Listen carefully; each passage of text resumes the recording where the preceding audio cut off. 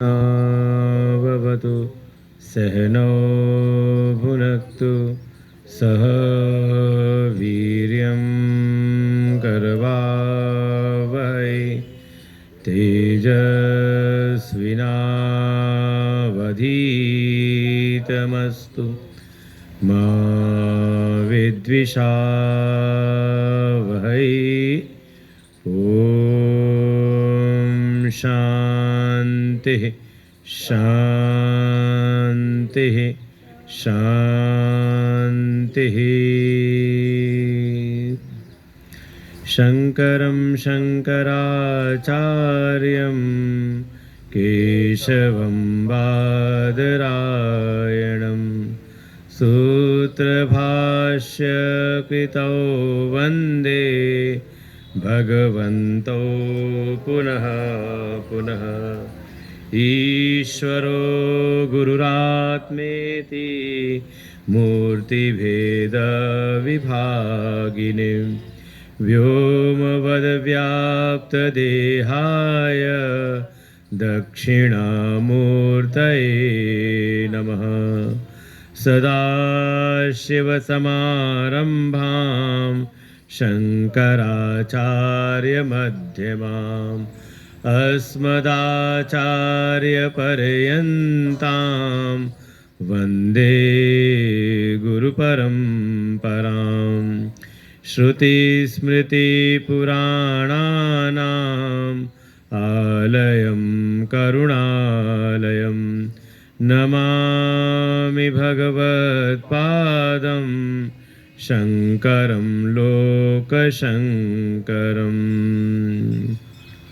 नारायणं पद्मभवं वसिष्ठं शक्तिं च ततपुत्रपराशरं च व्यासं शुकं गौडपदं महान्तं गोविन्दयोगीन्द्रमथास्य शिष्यं श्रीशङ्कराचार्यमथास्य पद्मपादं च हस्तामलकं च शिष्यं तं तोटकं वार्तिककारमन्यान् अस्मद्गुरुन् सन्ततमानतोऽस्मि।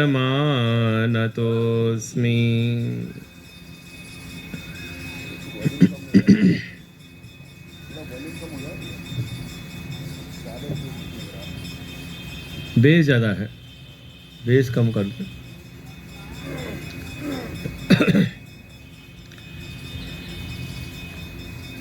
बाबा मनोहर नाथ भगवान के चरणों में कोटशाह नमन वंदन। बेस कम कर दे, इससे ज़्यादा।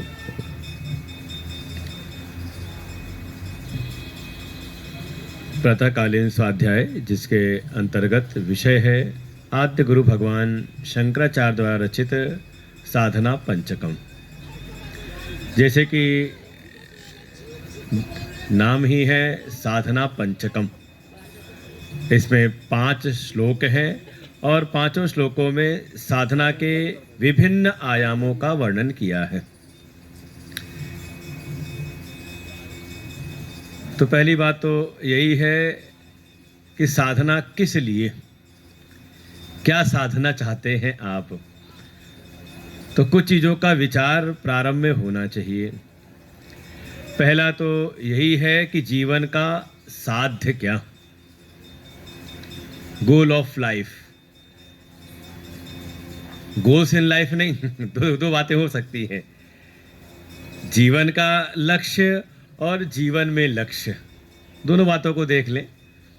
क्योंकि हमारा काफ़ी जो जीवन सामान्य रूप से बीतता है, हम जीवन में बहुत सारे लक्ष्य लेकर के चलते रहते हैं।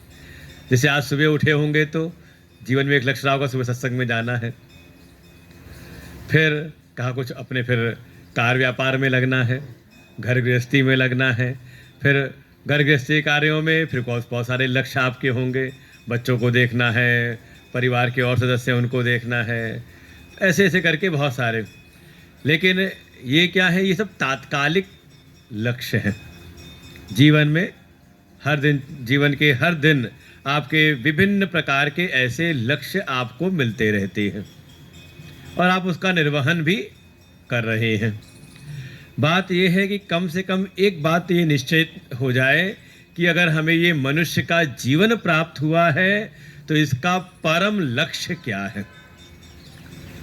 और इन बातों को ही बताने के लिए हमारे शास्त्र हैं, और शास्त्रों की बात कही जाए तो मूल शास्त्र है हमारे वेद। वेद इन्हीं बातों की ओर मुख्य रूप से प्रकाश डालते हैं कि हमारे जीवन के जो लक्ष्य हैं तात्कालिक और मुख्य रूप से जीवन का जो परम लक्ष्य है उस पर वो प्रकाश डालते हैं। और ऐसा बताते हुए वो मुख्य रूप से 4 पुरुषार्थों का वर्णन करते हैं। पुरुषार्थ माने परिश्रम नहीं। सामान्य भाव में हम कहते हैं हाँ देखो ये बहुत पुरुषार्थी हैं, कोई बहुत परिश्रम करता हो तो कहते हैं बहुत पुरुषार्थी हैं। पुरुषार्थ तात्पर्य है पुरुष ही अर्थते इति, कि जो पुरुष की मूल चाह है उनको 4 विभाग में बांट दिया, नाम दे दिया पुरुषार्थ चतुष्टय। 4 हैं तो चतुष्टय, जैसे 5 श्लोक हैं तो पंचकम, तो पुरुषार्थ चतुष्टय जिसमें आता है सबसे पहला ही धर्म, दूसरा अर्थ, तीसरा काम और चौथा मोक्ष। धर्म अर्थ काम मोक्ष। और देखिए शास्त्रों में हर जगह इसकी चर्चाएं आती रहेंगी। धर्म न अर्थ न काम रुचि गति न चाहो निर्वाण। ऐसे एक भक्त ने प्रार्थना की कि मुझको ना तो धर्म न अर्थ न काम न मोक्ष, लेकिन बात तो आई चाहे भले ना चाहता हो कहीं ना कहीं इन्हीं चीज़ों को ही है, लेकिन वहाँ पे उसका समर्पण है भगवान की भक्ति में, तो वहाँ भक्ति को प्रमुखता देते हुए इस प्रकार की। लेकिन ये 4 शब्द वहाँ पर भी आए, धर्म अर्थ काम मोक्ष, क्योंकि हम सब जीवों की ये मूल चाह है। हम सभी धर्म चाहते हैं। कल का प्रसंगी था गीता जी का जिसका प्रारंभ हुआ धर्म से, धर्म क्षेत्रे कुरुक्षेत्रे। धर्म की चाह। बस समस्या ये है इस समय कि हम दूसरों से तो चाहते हैं लेकिन खुद करना नहीं चाहते।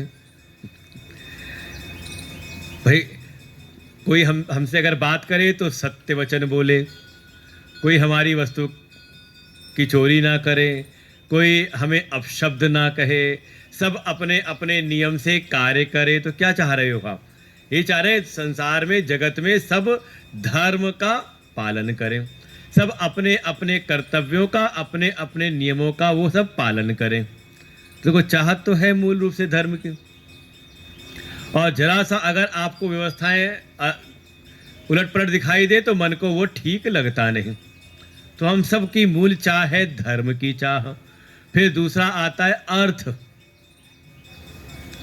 अर्थ की चाह भी है। सो करके उठते हैं तो कहीं ना कहीं हम गणना करना शुरू कर देते दिन भर, क्या क्या हमारी आवश्यकताएं हैं, उसकी पूर्ति कैसे होगी। तो अगर संसार में जगत में वो वस्तु है तो उसका हम क्रय कर सकें, ये सामर्थ्य हम चाहते हैं। तो उसको कहा अर्थ की सामर्थ्य, अर्थ की चाह रहती है। तीसरा है काम।